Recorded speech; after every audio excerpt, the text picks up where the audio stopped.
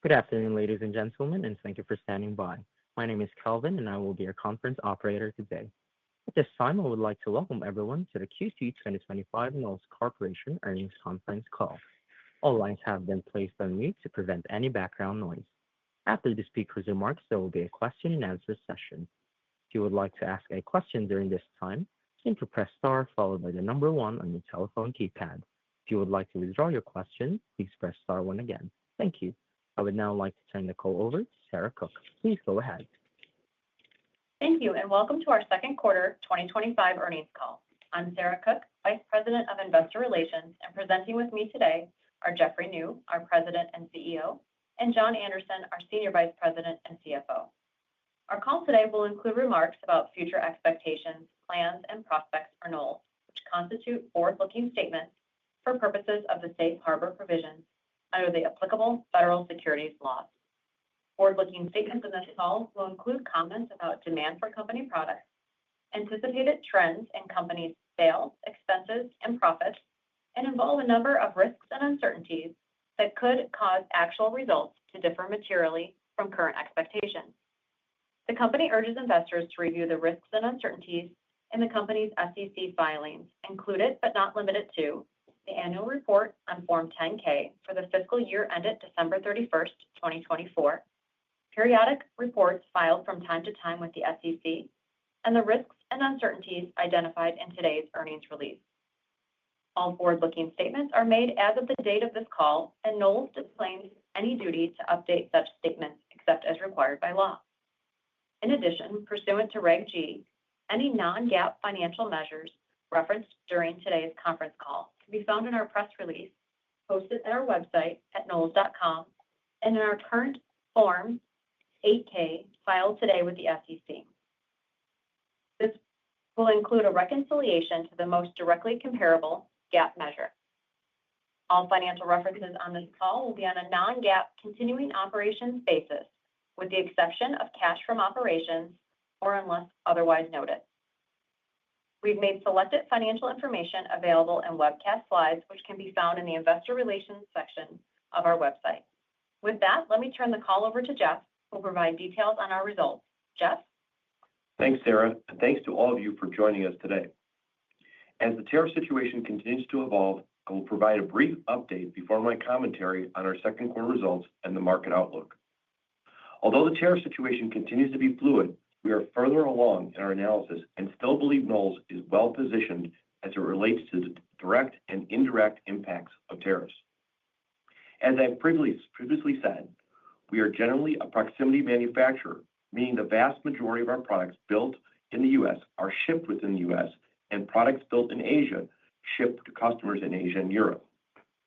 Couple this with our philosophy of sourcing materials geographically close to our production facilities, and our total exposure to tariffs is less than 5% of revenue and 3% of cost of goods sold. In Q2, we have had success in passing these additional costs on to our customers, and our expectation is to continue to do so without loss of business. Additionally, I believe the primary end markets we serve in medtech, defense, and the industrial sectors will be relatively insulated from the impacts of tariffs. Let me reiterate what I previously said. The applications that our products serve in medtech markets, such as hearing aids and devices that our capacitors are in, such as implantables, imaging, and ventilators, to name a few, have traditionally been considered essential. As these products are essential, our historical experience shows economic shocks and subsequent recessions can have modest short-term impacts to these markets, but tend to have very little impact over the course of a full year.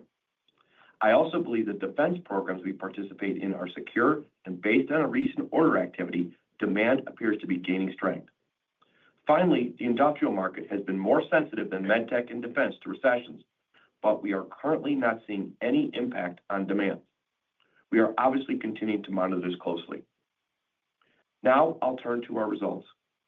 In Q2, we had a strong quarter, delivering revenue of $146 million, up 8% year over year, and cash from operations of $36 million, both exceeding the high end of our guided range. EPS of 24 cents was above the midpoint of the guided range, up 20% year over year. Our business Units continue to execute to the plan based on the strategy we laid out at our Investor Day. Now turning to our segments. In Q2, MedTech and Specialty Audio revenue was $67 million, up 13% sequentially and 10% year over year. We saw strength in both our specialty audio business and in the hearing health market in Q2. Very similar to what we have seen historically, there was a brief slowdown in demand for hearing health products due to macroeconomic uncertainty in Q1, with sequential and year-over-year growth returning in Q2. The hearing health business continues to be resilient as these products are considered essential devices. With customers depending on our ability to deliver unique solutions, I would note the demand for MSA products continues to be strong as we head into Q3, giving me confidence in expected year-over-year growth within our MSA business. In the Precision Device segment, Q2 revenue was $79 million, up 8% sequentially and 6% year over year. Revenue increased across all our end markets for both OEM and distribution partners. In Q2, bookings trends building on Q1 continue to be strong for the Precision Device segment. I would note this is the third consecutive quarter with positive bookings trends. The bookings trends was broad-based across most of our end markets, and the distribution demand has returned as we believe inventory levels have normalized.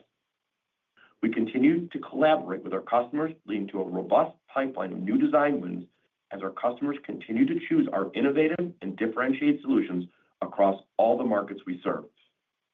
Overall for Knowles, as we noted at the Investor Day, with the acceleration of design wins and order activity, we are positioned well for organic growth in 2025. Beyond 2025, we expect an increase of organic growth rates from historical levels as new initiatives such as the expansion of our specialty film production line comes online. Additionally, new products such as our inductor line, which we just announced last week, has the potential to expand our TAM and drive future growth.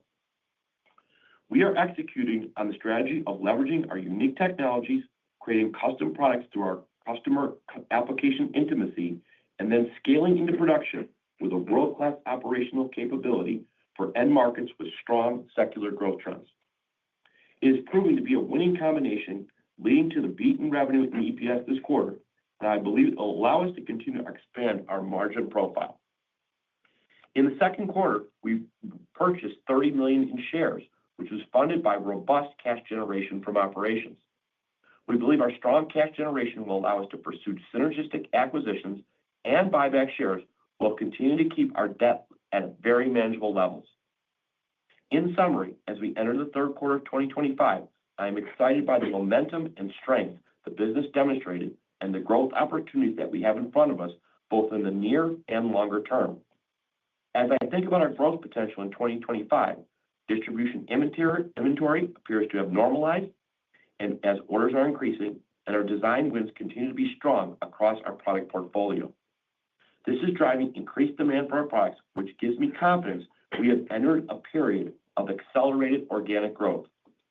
We are laser-focused on what we do best, designing custom engineered products and delivering them at scale for customers and markets that value our solutions, positioning us well for growth beyond 2025.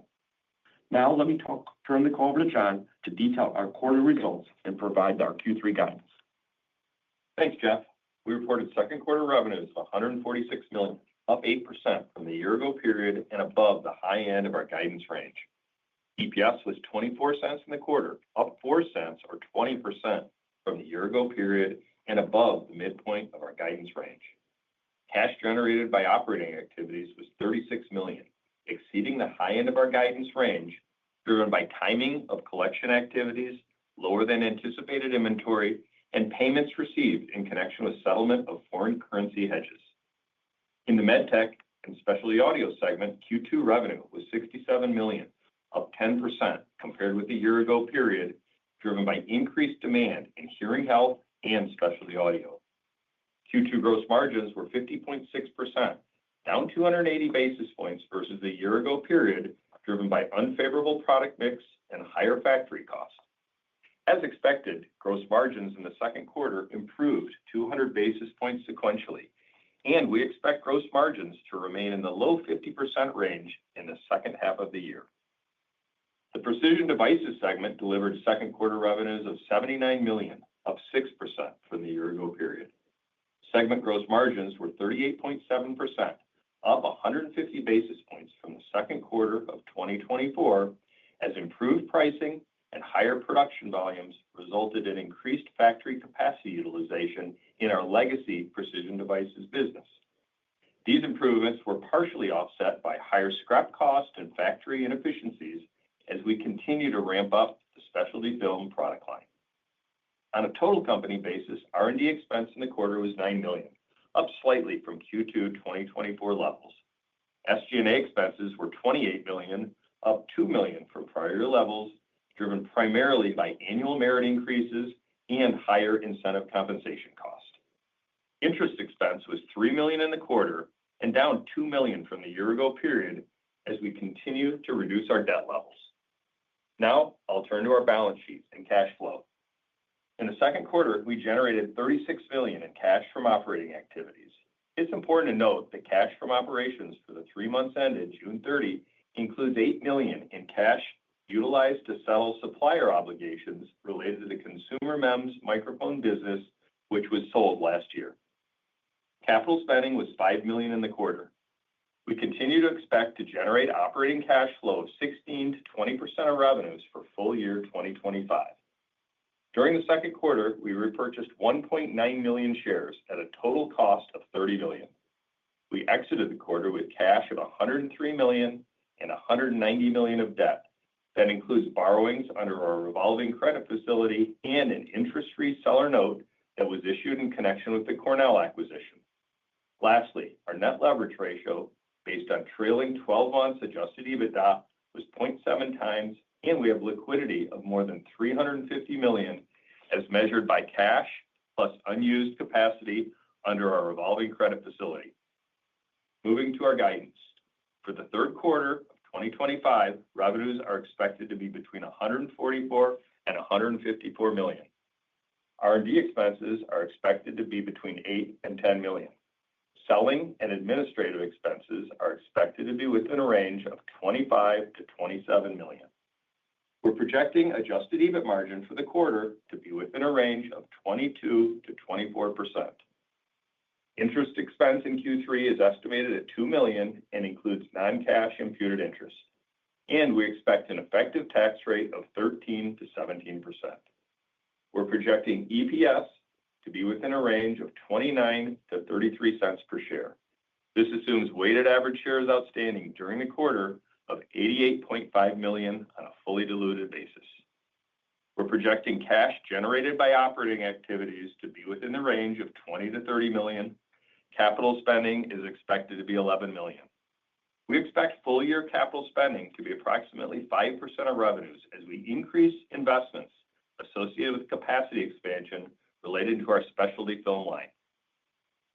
In conclusion, we resumed year-over-year revenue and earnings growth in both segments in the second quarter. With the strong backlog and increased order activity, we expect to continue to sustain both sequential and year-over-year revenue and earnings growth for the remainder of 2025. I will now turn the call back over to the operator for the questions and answers portion of our call. Operator? Thank you. Ladies and gentlemen, we will now begin the question and answer session. At this time, I would like to remind everyone to ask a question. Please press the star button followed by the number one on your telephone keypad. If you would like to withdraw your question, please press star one again. One moment, please, for your first question. Your first question comes from the line of Christopher Rolland of Susquehanna. Please go ahead. Hey guys, thanks for the question and congrats on these results.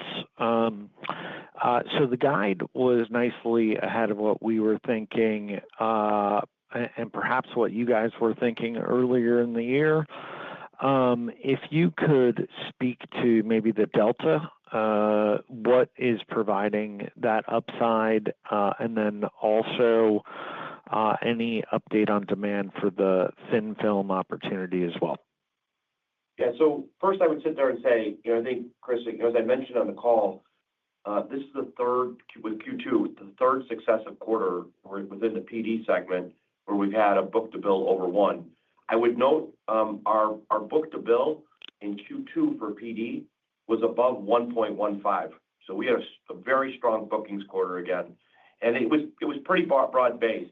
I'd say, in the PD segment, it was, medical, defense, industrial. It's with our distribution partners as well as with our direct customers. So, we're seeing quite a bit of demand on the PD side. I would sit there and say on the MSA side, on the hearing health side, obviously, we saw Q1 be a little bit weaker in the end market, but it bounced right back in Q2. Kind of like we've said in the past, with these essential devices, maybe somebody stays home for a month and delays getting a hearing aid by a month, but it bounced back very nicely. And we're expecting both segments to have year-over-year growth for full year 2025. So it's really pretty broad-based, Chris, across most markets. And I think, I would say, a little bit of a testament to kind of what we laid out in Investor Day, which is, around these three markets: medtech, industrial, and defense.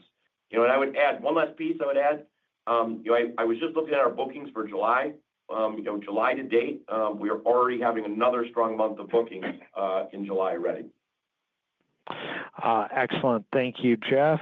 And then I know you're not guiding 2 quarters ahead, but without the MEMS business, I think that was maybe could create some volatility for Q4. Did you have any early thoughts on how we should be thinking about Q4? And then secondly, just gross margin expansion, with these higher volumes, what should we expect from higher utilizations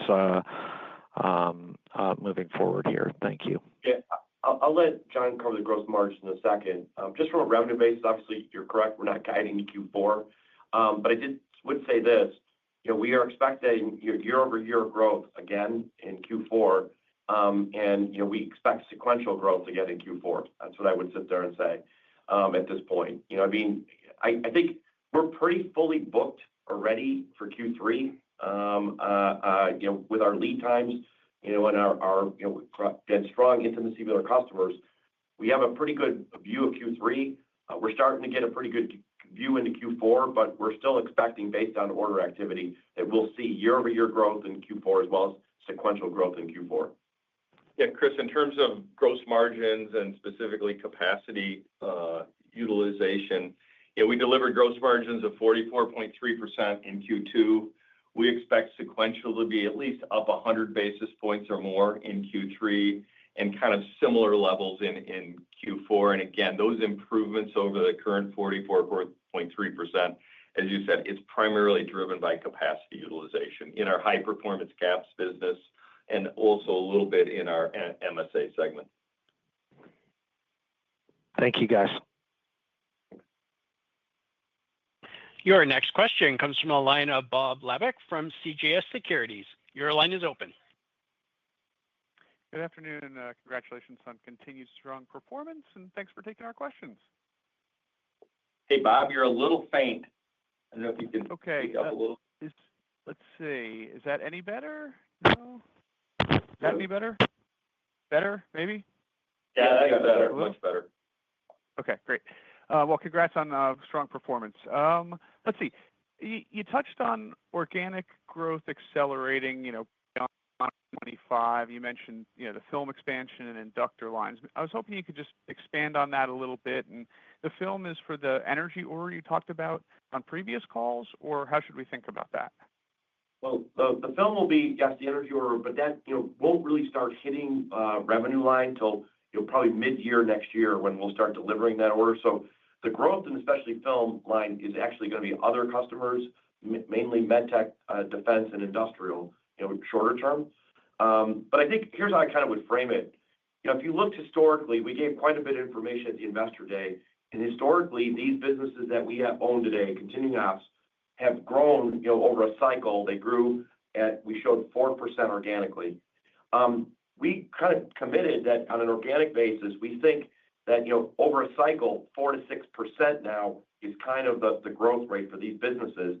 And I would say we're trending toward the higher end of that range right now. And so it's going to be driven by first, a lot of new design wins in our core. So I think we got, good design wins in our core products. But then there's these other expansionary opportunities.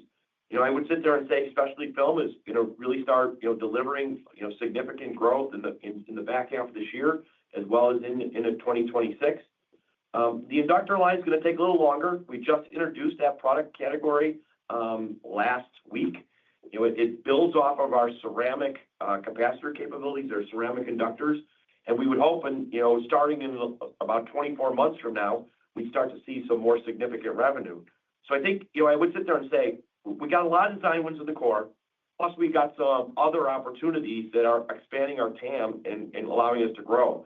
So, over the next, I would say, year to 2 years, I would sit there and say our growth rate is going to be probably towards the higher end of that organic range that we laid out at the Investor Day.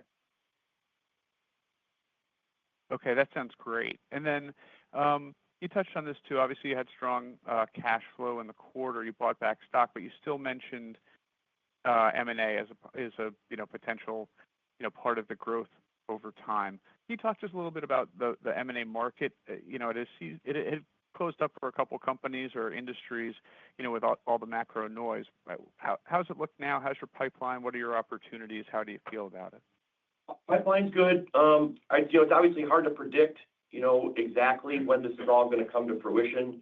We want to be disciplined around this, of course, as we've kind of done in the past. We want to make sure that we're thinking about thoughtful what we do.